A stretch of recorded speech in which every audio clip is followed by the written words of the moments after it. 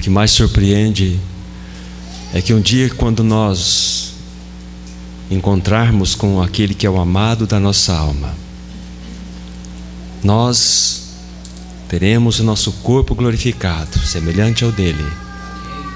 Mas o dele, pela eternidade, trará as marcas do seu amor. Que amor é este, irmãos? Que amor é este? Então, quando nós louvamos ao Senhor, o Espírito precisa nos mostrar isto, que nós temos um que nos considera como o seu primeiro amor. Nós deixamos o nosso primeiro amor, mas Ele nunca deixa de nos amar. Que Senhor é este? Que amado Rei nós temos. A Ele toda a glória, honra, poder e majestade, irmãos. Sim, amado Senhor, nós confessamos que Tu és o amado do nosso coração, de nossas almas. Obrigado por tão grande salvação que Tu realizastes por nós naquela cruz. Nós que andávamos em trevas, em nossos próprios caminhos, amantes de nós mesmos, oh, quanto amor Tu demonstrastes por nós. Pelo Teu poder, no Teu Espírito, fomos resgatados dessa condição miserável da qual nós nos achávamos. E Tu nos destes da Tua própria vida. Tu nos tirastes do tremedal de lama e nos colocastes numa rocha inamovível. Bendito seja eternamente o Teu nome. Amado Senhor, a Ti toda a glória, honra, poder e majestade. Também rogamos a Ti, querido Senhor, que Tu continues a nos falar. Desejamos ainda ouvir aquilo que Tu precisas comunicar ao nosso coração, mas queremos receber a palavra com o desejo de responder às Tuas demandas. Nós pedimos isso em Teu nome, para a glória do nosso Deus e Pai. Amém. Livro de Hebreus, no capítulo 11, a partir do versículo 8. Pela fé, Abraão, quando chamado, obedeceu, a fim de ir para um lugar que devia receber por herança, e partiu sem saber aonde ia.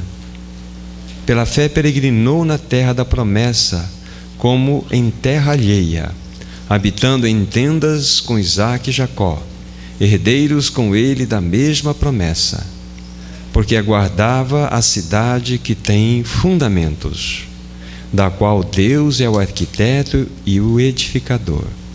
Pela fé também a própria Sara recebeu poder para ser mãe, não obstante o avançado de sua idade, pois teve por fiel aquele que lhe havia feito a promessa. Por isso, também de aliás, já amortecido, saiu uma posteridade tão numerosa como as estrelas do céu, e inumerável como a areia que está na praia do mar. Todos estes morreram na fé, sem ter obtido as promessas, vendo-as, porém de longe, saudando-as e confessando que eram estrangeiros e peregrinos sobre a terra. Porque os que falam deste modo manifestam estar procurando uma pátria. Até aqui, irmãos e irmãs.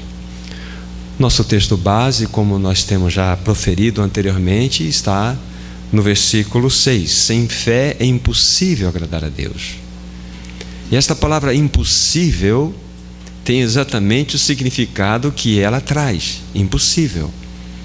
E devemos observar sempre nas Escrituras Sagradas aqueles absolutos de Deus: tudo, nada, sempre, impossível, todos. Estes termos são fortes e sempre eles são determinados a nos mostrar algo que está no coração de Deus de maneira muito rígida, muito forte. E aqui é uma destas colocações que Ele faz para nós: é impossível agradarmos a Deus à parte da fé. Como nós dissemos anteriormente, aqui não está escrito que sem amor é impossível agradar a Deus, sem bondade, sem esforço, mas é sem fé. é impossível agradar a Deus. Então isso precisa de fato chamar a atenção do nosso coração concernente a isto tão relevante para a nossa jornada que temos trilhado, uma jornada de fé, em especial no tempo em que nós estamos inseridos, irmãos.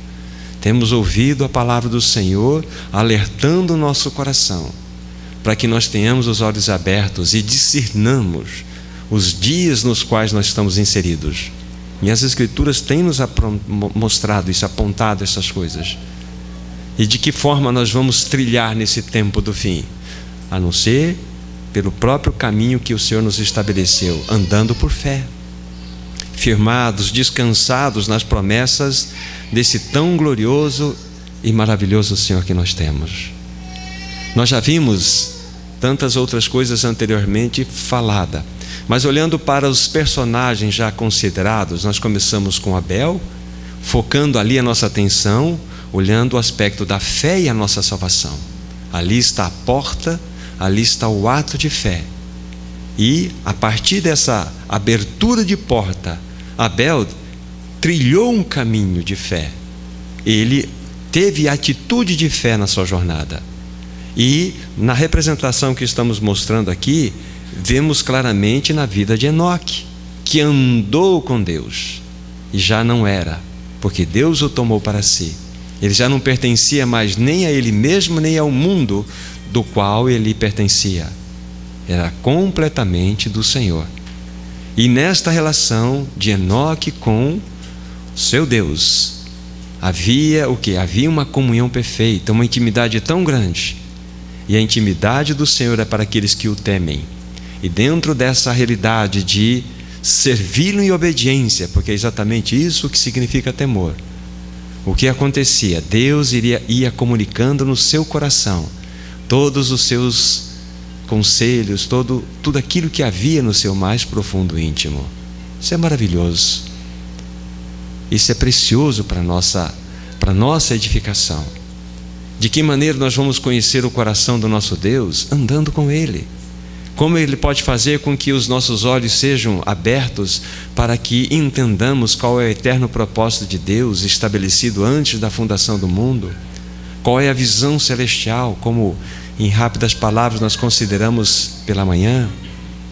E isso é nos dado de maneira tal quando nós estamos tendo esta relação com Ele. Como foi dito, esse tipo de relacionamento não acontece automaticamente. Nós precisamos desfrutá-lo, nós precisamos buscá-lo, para que então, na medida em que avançamos, isso aconteça. O Senhor começa a comunicar o seu próprio coração ao nosso. E as nossas raízes deste mundo vão se desprendendo naturalmente, como a do trigo, a plantação trigo. Nós já não temos mais ligação nesse mundo, mas nós temos o que? A frutificação, o caráter dele da humildade e a esperança de encontrar no tempo da colheita. Esse é o espírito de Enoque. Este é aqueles que almejam ter uma visão celestial, andam com o Senhor. Então a fé e a visão celestial, olhando para esse personagem tão precioso que deixou-nos esse exemplo tão maravilhoso, Enoque. Na sequência, como o texto já nos mostrou, vamos verificar não na sequência dos personagens que estão ali relacionados, mas olhando para Abraão, vamos considerar alguns pensamentos sobre a jornada do cristão. Qual é a jornada que está reservada para cada um de nós? Como eu falei aqui, há descritos 16 personagens nominados, mas é uma galeria que é composta de centenas e centenas daqueles que viveram pela fé, sem mesmo terem completado a promessa em suas vidas. Então nós começamos com Abel, aqui falamos de Enoque, depois vem Noé, vai vir Abraão, vai vir Sara, depois vem Isaac, vem Jacó, vem José, vem Moisés, vem Raabe, aí depois vem Gideão, Baraque, Sansão, vai vir Jefté, vai vir Davi, vai vir Samuel. 16 nomes relacionados ali. E todas aquelas outras menções que são feitas. E eles são, como o nosso irmão colocou aqui muito bem na introdução. Quando nós olhamos, eles são homens e mulheres como nós. Não havia nada de especial neles, a não ser um coração devotado ao Senhor. Mas tropeçaram, caíram. Veja Sansão, como foi mencionado, veja Raabe, veja a história de Abraão mesmo. Quantas vezes, algumas vezes pelo menos, mas foram homens e mulheres que colocaram seus corações diante do Senhor e puderam sim estar aqui relacionados nessa galeria de fé.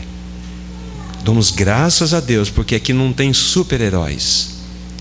Aqui tem homens e mulheres que colocaram seus corações diante de Deus, como qualquer um de nós aqui. E é como nós lemos na experiência dos irmãos em Tessalônica. E é desta forma que o nosso testemunho é visto. Lá no caso era diante da Macedônia, toda a Macedônia e a Acaia. O testemunho daqueles irmãos era fundamentado em que forma? De que eles viviam pela fé. Eles criam, descansavam no fundamento da palavra. E é isso que gera um testemunho à nossa volta. Quando assim não é, com certeza nós estamos vivendo sim, mas de uma forma que não agrada o Senhor.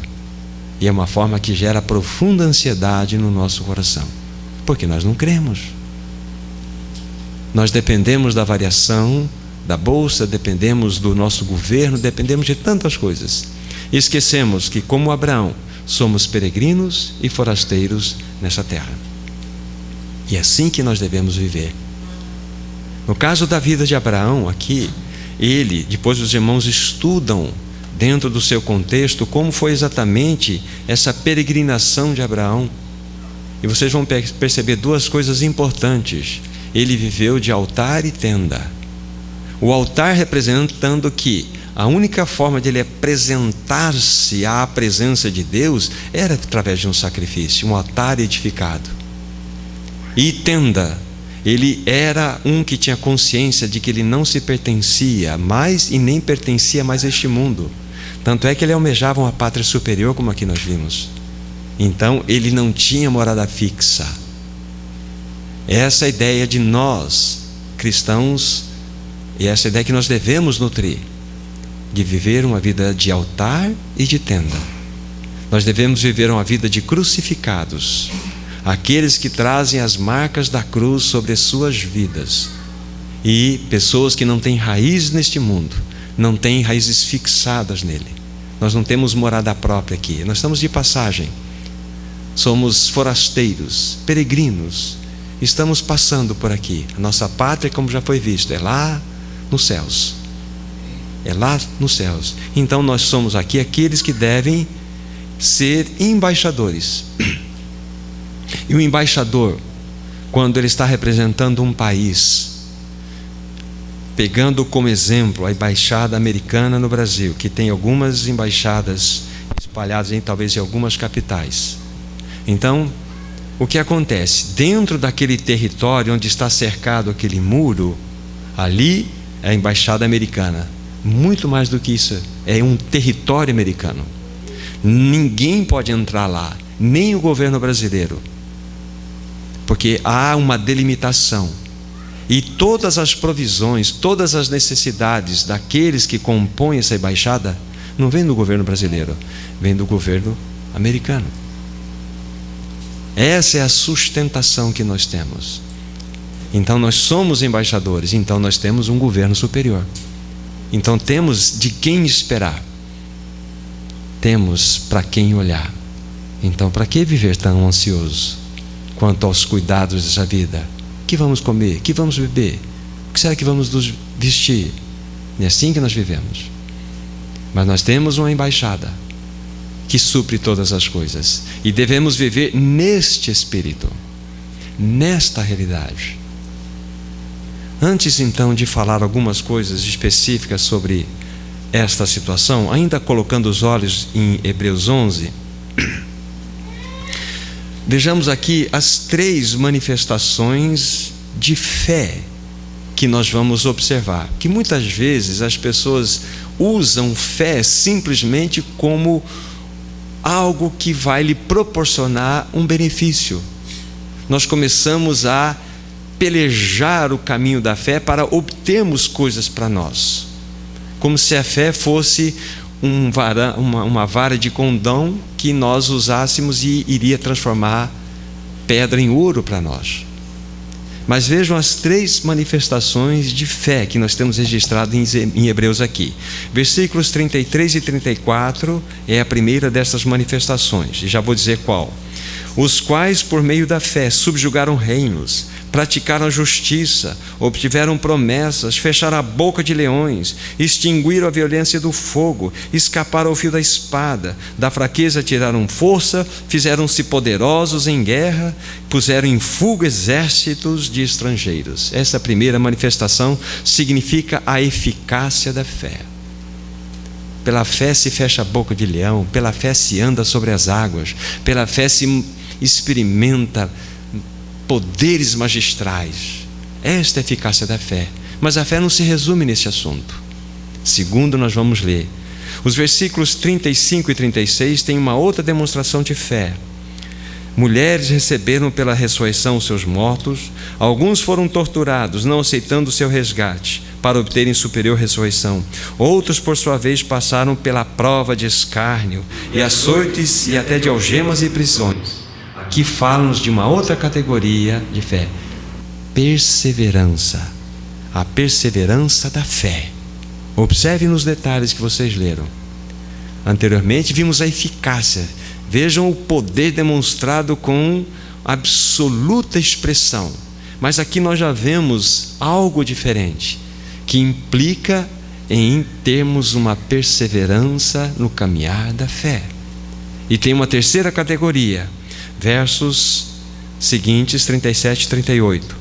Foram apedrejados, provados, cerrados pelo meio, mortos ao fio da espada, andaram peregrinos vestidos de peles de ovelhas e de cabras, necessitados, afligidos e maltratados, homens dos quais o mundo não era digno, errantes pelos desertos, pelos montes, pelas covas, pelos antros da terra.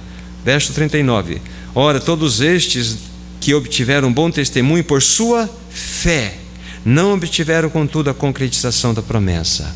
Aqui nesses 2 versos nós temos o quê? Os sofrimentos da fé, o opróbrio da fé.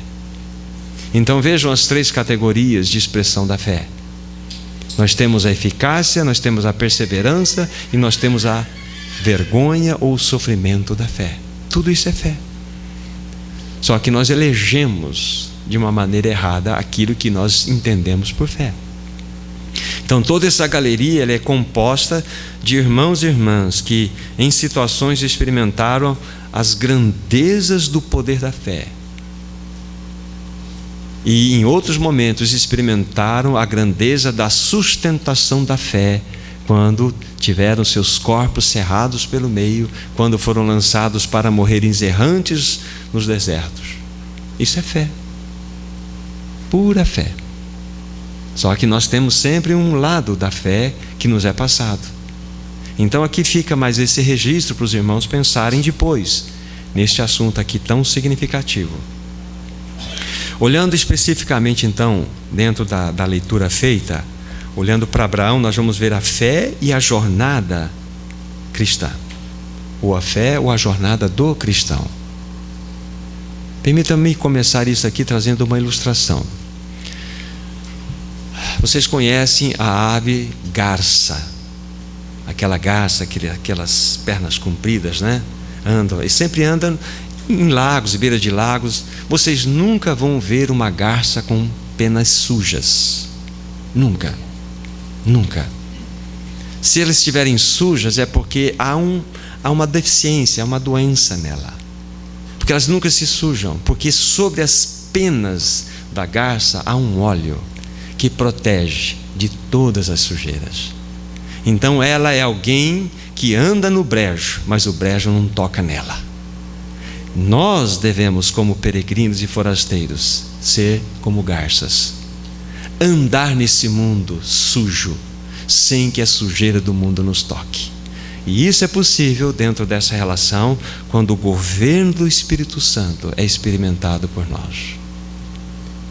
Então, como que nós podemos ser peregrinos e forasteiros nessa terra, como Abraão foi? Pela fé. Então nós temos que ter essa compreensão de que De fato, o nosso caminhar é de altar em altar, de tenda em tenda.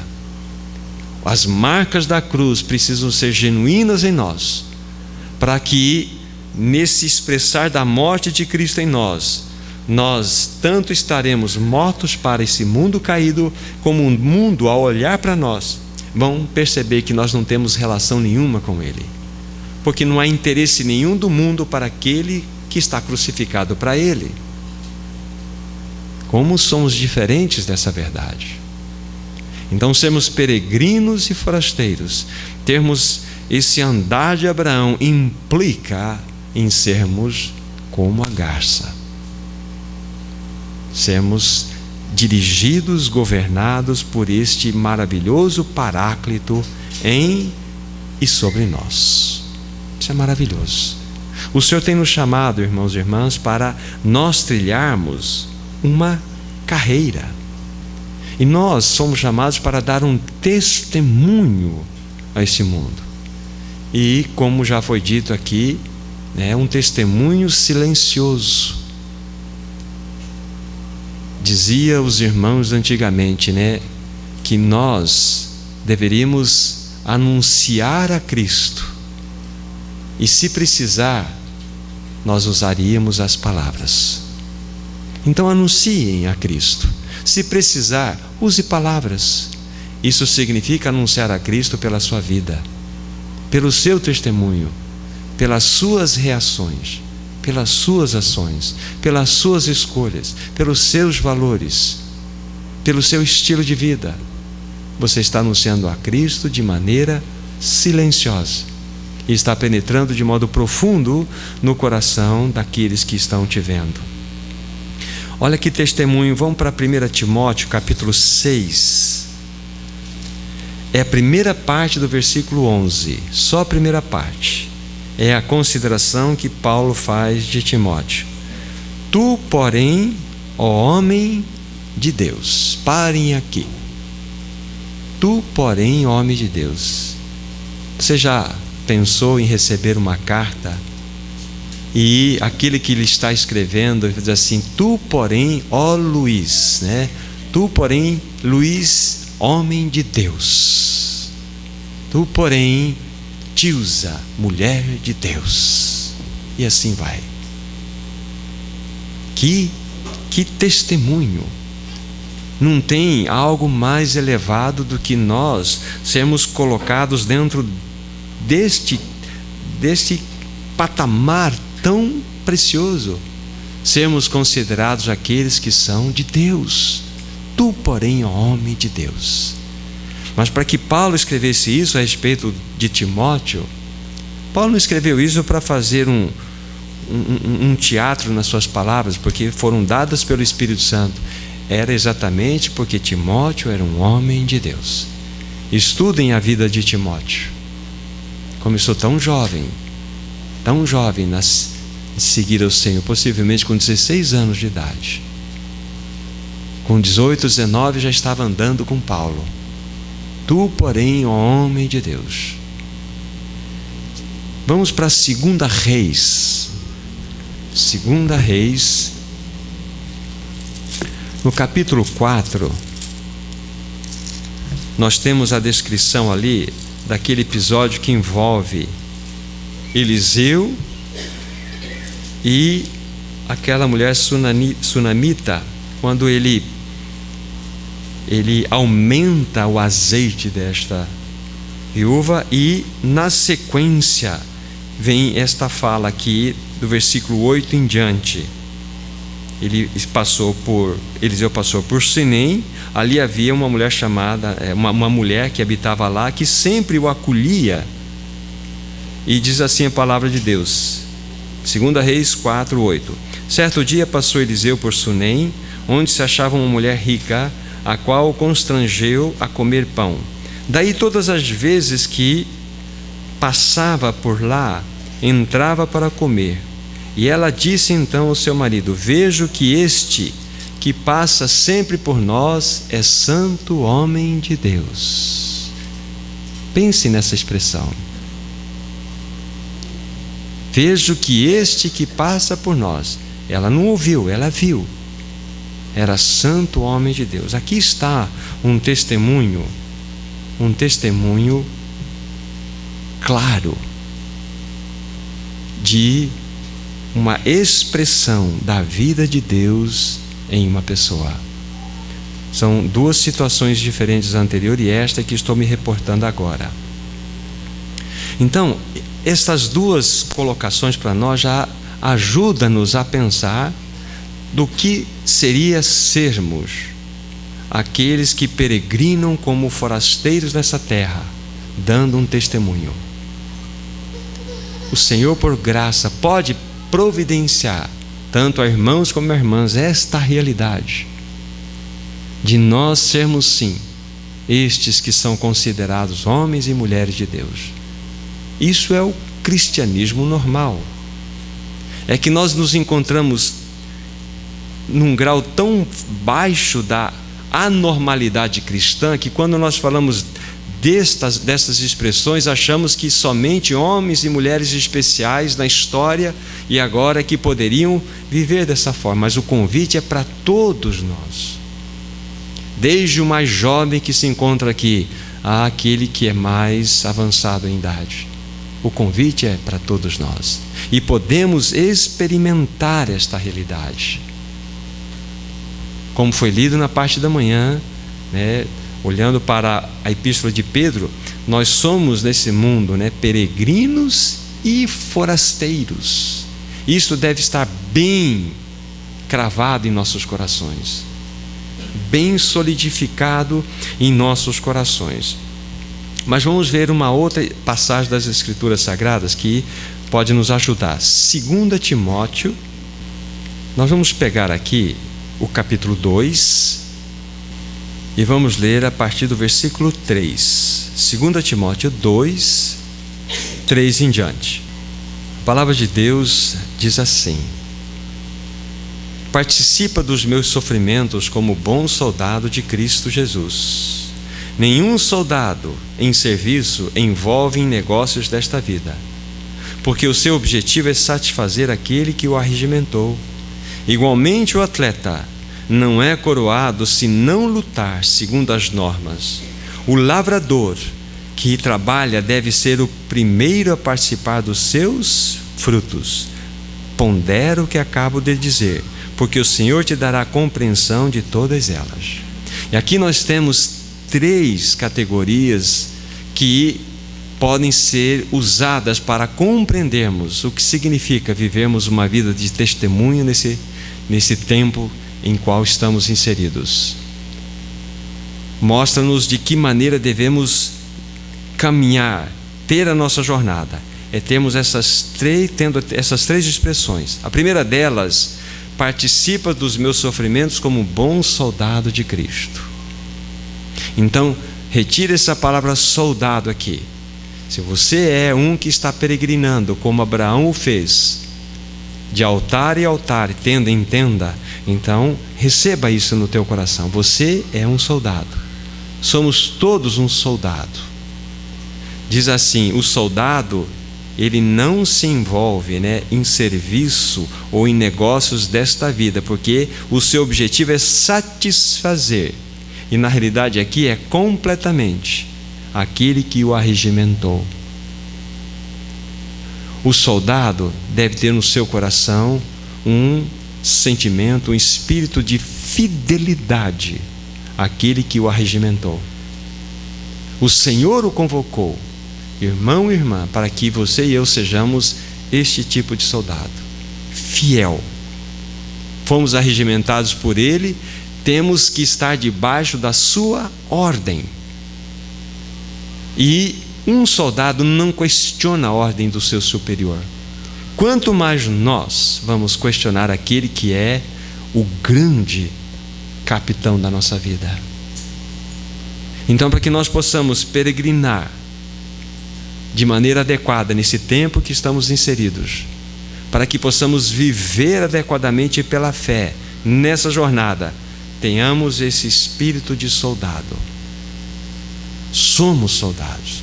E o soldado Você vê que o Espírito traz a clareza para nós aqui. Ele está ali para atender aquilo que satisfaz aquele que o arregimentou. Um soldado, ele não pode andar com coturno sujo, o seu uniforme tem que estar bem assíduo, limpo. Ele não levanta o horário que ele quer. Ele ouve o toque do clarim, ele tem que estar batendo continência. Ele não vive mais para ele mesmo. Um soldado, ele vive à vontade do seu capitão. É assim que uma nova criatura deve ser diante do seu Senhor. Nós não somos mais donos de nós mesmos. Um dos grandes e preciosos textos da palavra de Deus, nós não precisamos ir lá, é 2 Coríntios 5, verso 15. É o 14 e o 15, mas o 15 vai falar algo muito importante. Antes de lembrar do texto, o que ocorre? É comum de ver muitos e muitos irmãos e irmãs não entenderem o que aconteceu com eles no novo nascimento. Quando nós nascemos de novo, dentro de toda aquela obra maravilhosa que foi feita a nosso favor, algo muito precioso, é isso que eu quero destacar para vocês, aconteceu. Nós não mais nos pertencemos. Não mais somos de nós mesmos. Diz a palavra em outra passagem que nós fomos comprados por preço. Quem compra é dono. Então devemos glorificar ao Senhor, através do nosso corpo. Diz lá em Coríntios. Mas esse texto vai nos mostrar que nós devemos diz lá, não sabeis que não sois de vós mesmos, mas nós somos daquele que por nós morreu e ressuscitou. Somos daquele que por nós morreu e ressuscitou. Depois vocês confiram lá. Então nós não nos pertencemos mais. Esta é a ideia do soldado. Ele não é mais dono de si. Ele faz a vontade do seu capitão. Mas é que nós queremos um outro tipo de relacionamento com o Senhor, nós não vamos tê-lo. Então, se nós queremos de fato ser peregrinos e forasteiros, devemos ter esse espírito de soldado. Ainda mais, na sequência, no versículo 5, estou em 2 Timóteo 2, vai nos mostrar: igualmente o atleta não é coroado se não lutar segundo as normas. Então não somente somos um soldado, nós somos um atleta, como peregrino. E um atleta é aquele que em tudo se disciplina, como diz lá em 1 Coríntios 9. Um atleta que vai buscar chegar na linha de chegada, ele tem que se preparar, ele tem que se privar de muitas coisas, ele tem que praticar exercícios, ele tem que ter disciplina para que ele atinja uma coroa corruptível. Mas Paulo fala: eu esmurro meu próprio corpo para que eu possa atingir uma coroa que é incorruptível. Então nós temos que ter esse espírito de atleta também. Nossas disciplinas, eu falei de 3 delas hoje de manhã, sem citar a palavra disciplina para vocês, que são aqueles 3 fatores inegociáveis da nova criatura: a leitura da palavra, a comunhão de oração e a comunhão com os irmãos. Isso implica disciplina, implica em responsabilidade, em atitudes de obediência. Nós devemos tomar muito cuidado com a nossa própria carne. Ela sempre vai nos impulsionar contrário à graça. Tudo é pela graça. Segure o dedo aí, vão para 2 Pedro, por favor. 2 Pedro capítulo 1. Observe que texto que pode nos ajudar nesse assunto. 1, verso 3 em diante. Observemos o que a palavra tem a nos mostrar. Visto como, pelo seu divino poder, nos têm sido doadas todas as coisas que conduzem à vida e à piedade, pelo conhecimento completo daquele que nos chamou para a sua própria glória e virtude, pelas quais nos têm sido doadas as suas preciosas e muito grandes promessas, para que por elas vos torneis coparticipantes da natureza divina, livrando-vos da corrupção das paixões que há no mundo. Por isso mesmo, vós, reunindo toda a vossa diligência, associai com a vossa fé a virtude, com a virtude o conhecimento, com o conhecimento o domínio próprio, com o domínio próprio a perseverança, com a perseverança a piedade, com a piedade a fraternidade, com a fraternidade o amor. Mas olha só, todas essas coisas que serão desenvolvidas diligentemente, como é a parte final do texto que aqui está revelada, elas só podem ser desenvolvidas porque o versículo 3 e 4 são realidades. Visto como pelo seu divino poder nos têm sido doadas, quantas? Todas as coisas que nos conduzem à vida e piedade. Isso é graça. Tudo já nos foi doado. Isto é graça. Já nos foi doado tudo o que nós precisamos para caminharmos. Então requer de nós obediência. Tudo que nós fizermos em obediência, em diligência, não atribua a sua carne, atribua a graça que lhe foi promovida. Então é assim que nós compreendemos. Então, voltando para 2 Timóteo, quando falamos do atleta, a palavra disciplina, logo ela deve ser colocada ao lado. Falamos de soldado, colocamos a palavra fidelidade ao lado de soldado. Falamos agora de atleta, colocamos a palavra disciplina ao lado. É assim, uma outra marca, um outro caminho pelo qual nós devemos então, fundados ou fundamentados nele, andarmos como peregrinos e forasteiros. 2 Timóteo 2, na sequência ainda vai falar versículo 6. O lavrador que trabalha deve ser o primeiro a participar dos frutos. Então, as Escrituras nos mostram aqui uma outra figura linda, que nós somos como o lavrador. Aquele que faz o preparo da terra, coloca a semente sobre aquele lugar onde ele abriu para cobrir a semente, mas em seguida ele olha para o céu e espera a chuva, pacientemente, que venha sobre a terra, que regue a terra, que aquele fruto, aquela semente que ele plantou, possa então passar por aquele processo que ele precisa. E o lavrador sabe muito bem desse assunto, porque está lidando com um dos assuntos mais lindos que pode nos ilustrar verdades espirituais que a gente possa pensar. Quando você planta uma semente, para que ela possa nascer, o que tem que acontecer com ela? Ela tem que morrer. Então, aquele lavrador, agricultor, sabe muito bem a dor daquela semente que ele está plantando lá, que ela vai sofrer. Ela vai passar por uma deterioração. Ela vai entrar por um processo de desmanche até vir a morte de tal forma sobre ela, para que naquela morte a vida possa ser produzida. Então aquele lavrador sabe o que é morte, aquele lavrador sabe o que é o brotar, aquele lavrador sabe o que é olhar para o céu e esperar pacientemente pela chuva do alto, numa dependência muito grande. Então o que acontece? Como peregrinos e forasteiros, nós devemos ter um espírito de agricultor.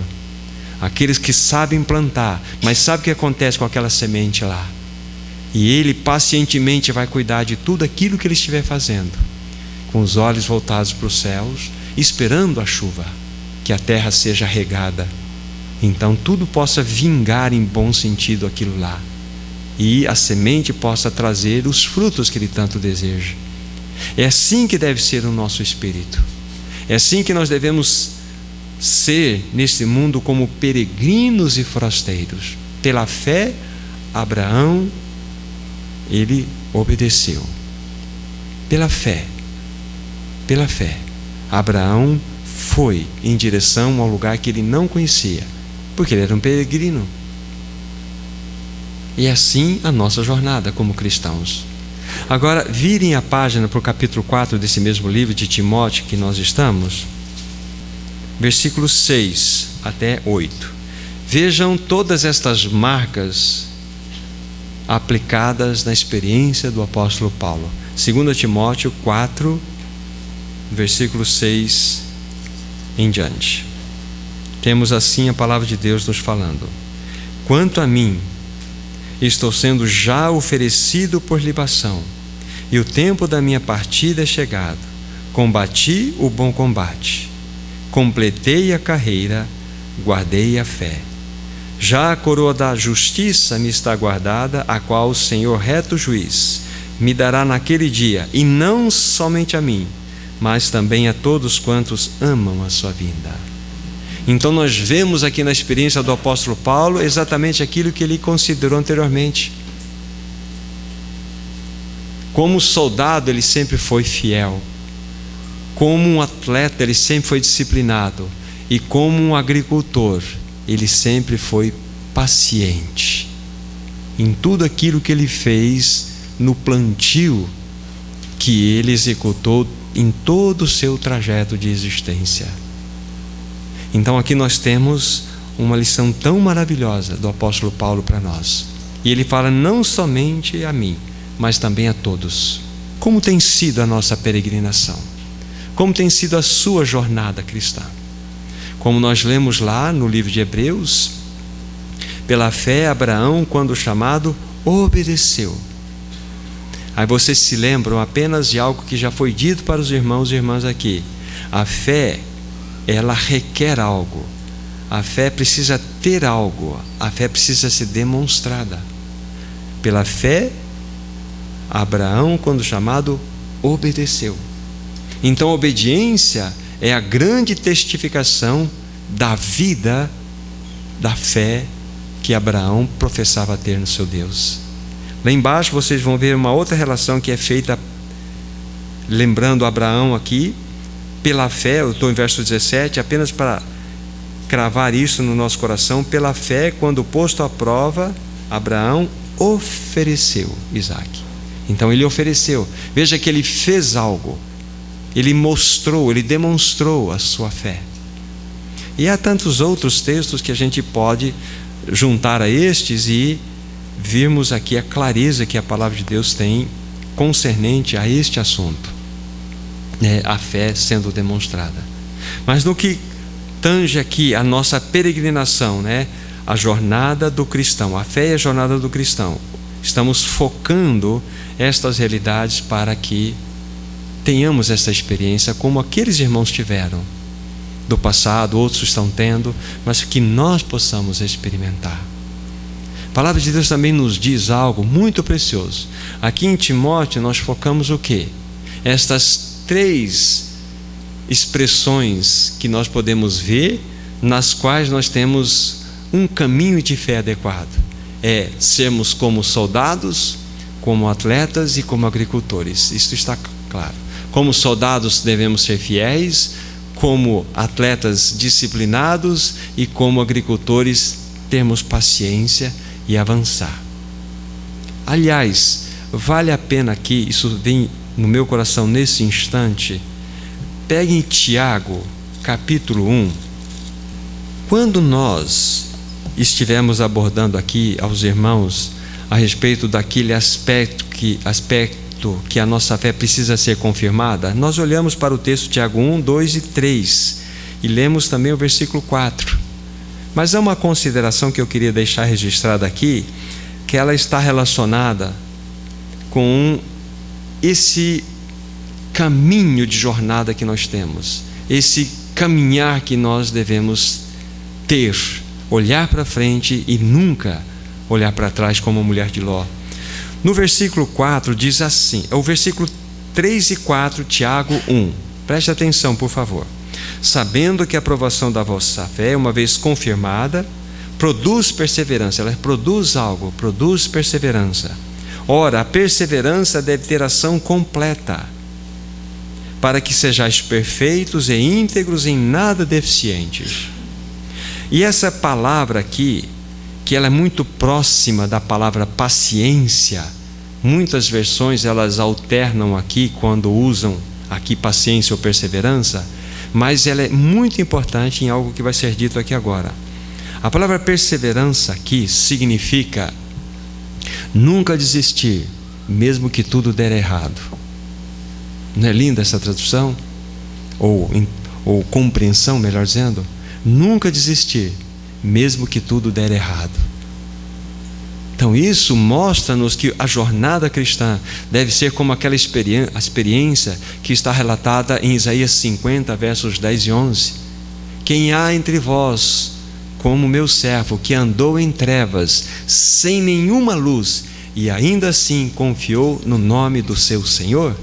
Eia todos vós que acendei vossas lamparinas, vossos fifozinhos, para iluminarem-se. Aí vocês depois vão verificar como termina o texto lá. Andou em trevas sem nenhuma luz, e ainda assim confiou no nome do seu Senhor. Este servo é o Senhor Jesus.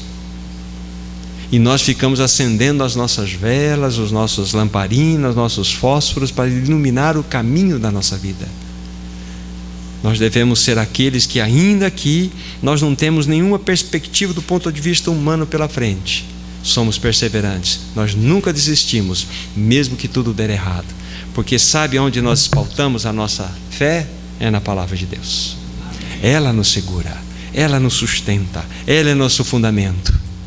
Assim nós vamos entender aquele tipo de fé que foi relatado em Hebreus: a fé do sofrimento, a fé da vergonha, a fé do opróbrio.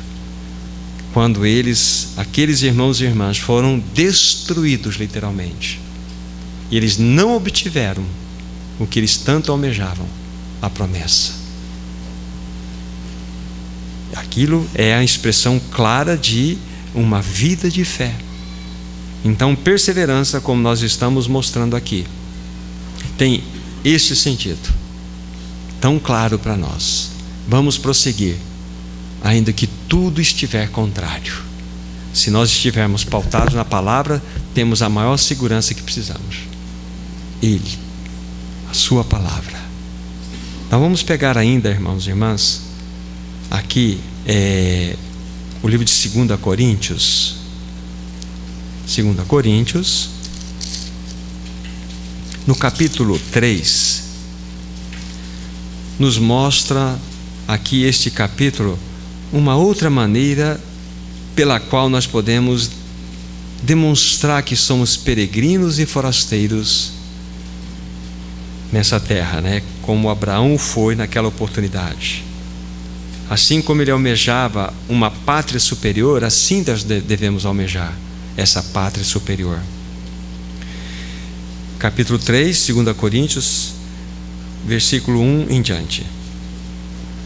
Começamos, porventura, outra vez a recomendar-nos a nós mesmos, ou temos necessidade, como alguns, de cartas de recomendação para vós outros, ou de vós? Vós sois a nossa carta, escrita em nosso coração, conhecida e lida por todos os homens, estando já manifestos como carta de Cristo, produzida e lida, produzida pelo nosso ministério, escrita, não com tinta, mas pelo Espírito do Deus vivente, não em tábuas de pedra, mas em tábuas de carne, isto é, nos corações.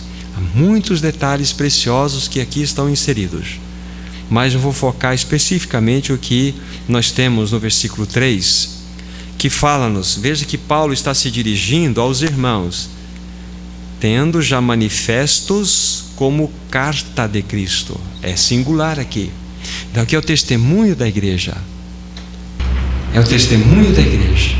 Aqueles irmãos, de fato, eles estavam sendo lidos. Mas é lógico, esta carta, que é uma carta coletiva que fala da igreja, ela é reproduzida por muitas pequenas cartas que implicam a nossa vida. Significando o quê? Que cada um de nós é uma carta. Não sei o que está escrito na sua vida, também na minha vida. Vocês não sabem o que está escrito, mas na realidade as pessoas estão lendo. As pessoas não leem a vida de vocês sem vocês abrirem os lábios. As pessoas leem a vida de vocês constantemente, através das escolhas, como eu falei, estilo de vida, das reações, da maneira como vocês tratam um ao outro, da maneira que vocês conversam, e eu também. As pessoas estão lendo a nossa vida. Então nós somos cartas, e vocês estão trazendo uma mensagem aonde vocês estão indo. Com certeza, as pessoas estão lendo em nós. Mas Paulo aqui fala que aqueles irmãos eram carta de Cristo. E nós devemos ser essa carta de Cristo, como assembleia, uma assembleia onde Cristo possa ser visto, onde Cristo possa ser percebido no meio dos santos, onde Cristo possa ser aquele que manifesta o seu bom perfume através do amor entre os irmãos. De que maneira nós vamos demonstrar que Cristo verdadeiramente ama? Quando nós amarmos. Esta é a grande realidade. Então somos carta, e individualmente falando, somos estas cartas que precisam expressar a Cristo, porque veja que ela não é uma carta escrita em tábuas de pedra, mas ela foi escrita pelo Espírito do Deus vivente, mas nos corações. Qual é o assunto do Espírito Santo? O único assunto: Cristo. O Espírito Santo veio para escrever Cristo em nossas vidas. Ele veio para formar o caráter de Cristo em nós. Ele só tem como assunto único Cristo. O Espírito Santo não tem outro assunto a não ser revelar Cristo. Ele que é o que nos conduz pela palavra, revelando-nos a Cristo. É Ele. Então nós somos esta carta. Então isso pode ser agregado dentro deste assunto que estamos colocando para os irmãos e irmãs, como peregrinos e forasteiros que nós somos. Devemos ter estas expressões aqui apresentadas, como soldado, como atletas, como agricultores e como cartas. Pela fé, Abraão obedeceu e foi. Então, pela fé, devemos obedecer e ir com estas bases, com estes fundamentos. Então é assim que nós vamos, de fato, ser aqueles que testemunham de modo adequado no tempo em que vivemos. Irmãos, nós vivemos em tempos singulares, ou tempos singulares, tempos importantes. Nós devemos estar realmente com atenção a tudo o que acontece à nossa volta. O Senhor Jesus está muito próximo de buscar os seus. Muitas coisas estão diante dos nossos olhos acontecendo. Mas o Senhor tem nos chamado a esta vida de fé, para que nesse testemunho nós possamos ser aqueles que não só esperam, mas apressem a vinda do nosso amado Senhor, através de um testemunho de vida, através de um testemunho familiar. É isso que o Senhor espera de nós. Dizendo isso, vou colocar mais algumas coisas para nós concluirmos. E o que eu vou falar é repassar rapidamente naquilo que o Senhor nos trouxe a oportunidade para compartilhar com os irmãos, pois aqui nós estamos encerrando o encargo desta noite com os irmãos, encorajando a vocês que os assuntos não forem esgotados. Os assuntos apenas apresentados para encorajar os santos a caminhar pela palavra e buscarem mais e mais verdades sobre tudo o que está sendo dito aqui, foi dito, está sendo e ainda será dito, não é? Mas fomos chamados a uma vida de fé. Fomos chamados para que nós possamos trilhar esta jornada de maneira adequada. Fomos chamados para demonstrar a nossa fé. Fomos chamados para olhar a estes que deixaram exemplos maravilhosos e olhar para estes irmãos e buscar deles Cristo de tal forma que sirvam de exemplo para nós. Em Abel vimos a fé e a salvação, em Enoque a fé e a visão celestial, e por fim vimos em Abraão a fé e a jornada do cristão, com essas características de soldado, com essas características de atleta, de agricultor e de ser carta viva, no sentido coletivo, e cartas vivas no seu sentido pessoal. Que o Senhor, na sua infinita graça, faça de nós estes que vivam de fato a vida de fé nesse tempo que é tão importante para os olhos do Senhor e também para todos nós. Que vivamos de tal forma que Ele seja honrado, irmãos. Vamos orar. Nosso maravilhoso Pai, nós te damos graças.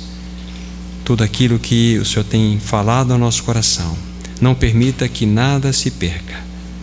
Que recebamos pela fé tudo que a Tua palavra colocou no nosso íntimo, e que ela seja reproduzida em verdades, em fatos, que nós sejamos um povo desse tempo do fim que testemunhe segundo o Teu coração. Queremos responder a esse chamado a uma vida de fé. Em nome de Jesus. Amém.